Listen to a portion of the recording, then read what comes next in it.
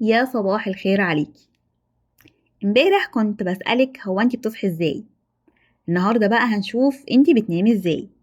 هل بيغمى عليكي يا عيني اخر اليوم وبيشيلوكي يحطوكي في السرير؟ ولا فترة دخولك للنوم دي بتبقى زي غرفة تعذيب صغيرة بتجلدي فيها ذاتك، وغالبا بتزوغي من واجهة نفسك وتأنيبها على تقصيرك او غلطاتك الهبلة، بانك تفتحي اي منصة سوشيال ميديا وهات يا فر لحد ما تروحي في النوم. عايزين نبطل العادة دي.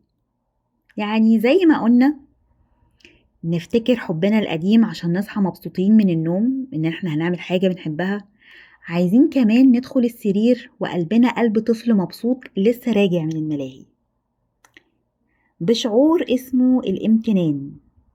بص يا ستي، احنا تكويننا البشري فيه خاصية الانتباه للسلبيات، ودي خاصية مهمة جدا، وكتر خيرها ساعدت الإنسان البدائي على إنه يفضل عايش على الكوكب وما ينقرضش.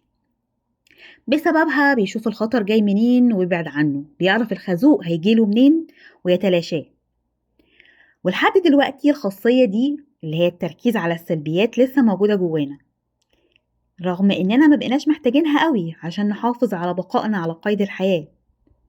يعني زي مثلا إنك تدخلي أوضة العيال فتلاقي الدنيا مترتبة ما عدا السرير اللي متبهدل، فتقولي ايه المنظر ده، انتوا ازاي قاعدين في الزريبة دي وسايبين الأوضة متبهدلة كده؟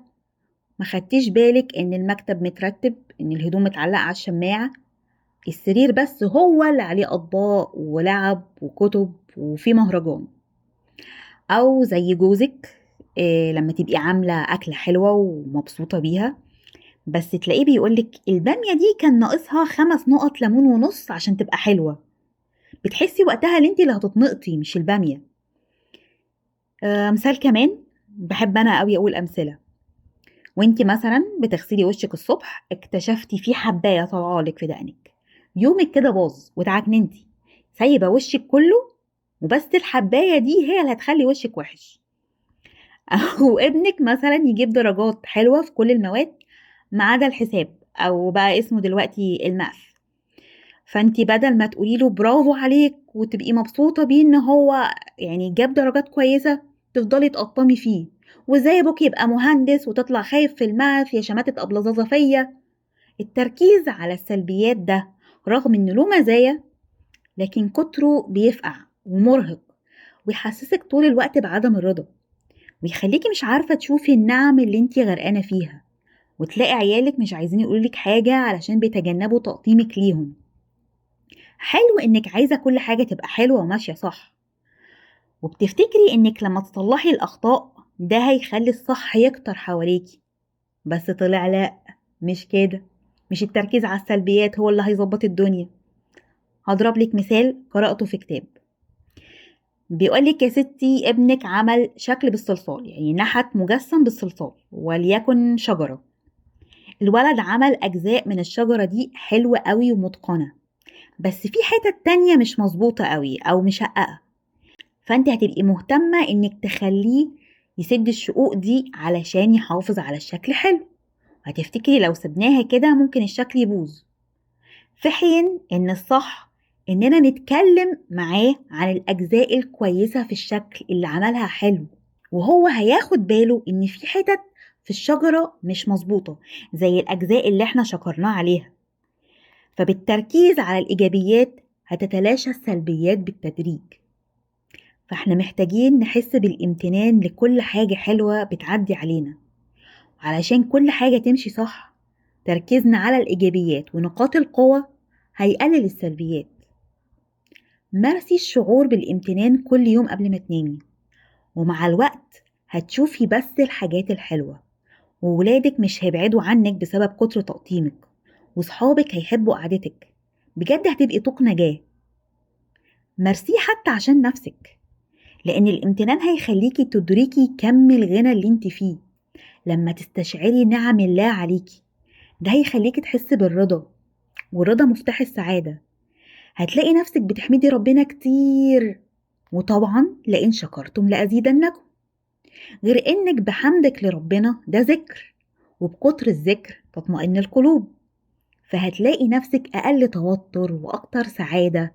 الامتنان بيشفي من القلق والاكتئاب، مزاجك هيتعدل. ما هو صعب تحسي بالمرار الطافح وبالامتنان في نفس الوقت.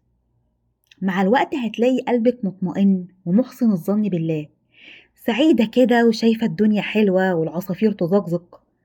الله النور قطع، يلا نلعب بالخيال. ايه ده، مفيش مواصلات، هي فرصة اتمشى شوية واعمل رياضة. البيت مكركب، الحمد لله الولاد لعبوا النهاردة واتبسطوا.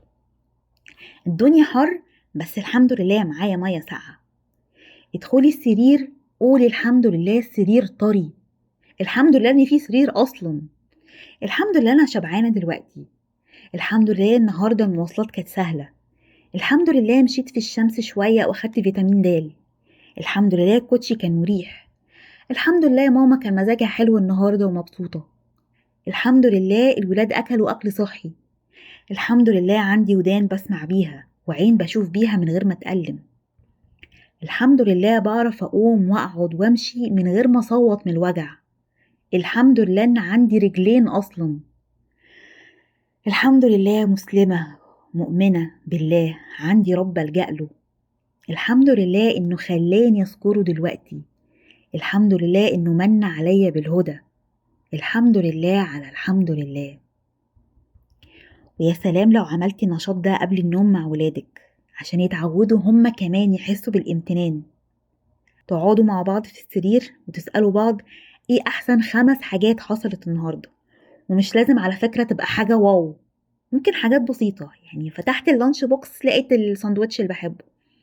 رجعت البيت لقيت ماما طبخة ملوخية. صاحبي اللي بحبه جه النهاردة وما غابش. فتحت الدولاب لقيت البيجامة اللي بحبها نظيفة. بالتدريج هيبقى عندك بذور طاقة إيجابية في البيت، بتكبر كل يوم بنشاط الامتنان ده. وافتكري إنك تيجي متأخر أحسن كتير إنك ما تجيش خالص. أشوفك تاني الصبح إن شاء الله. سلام.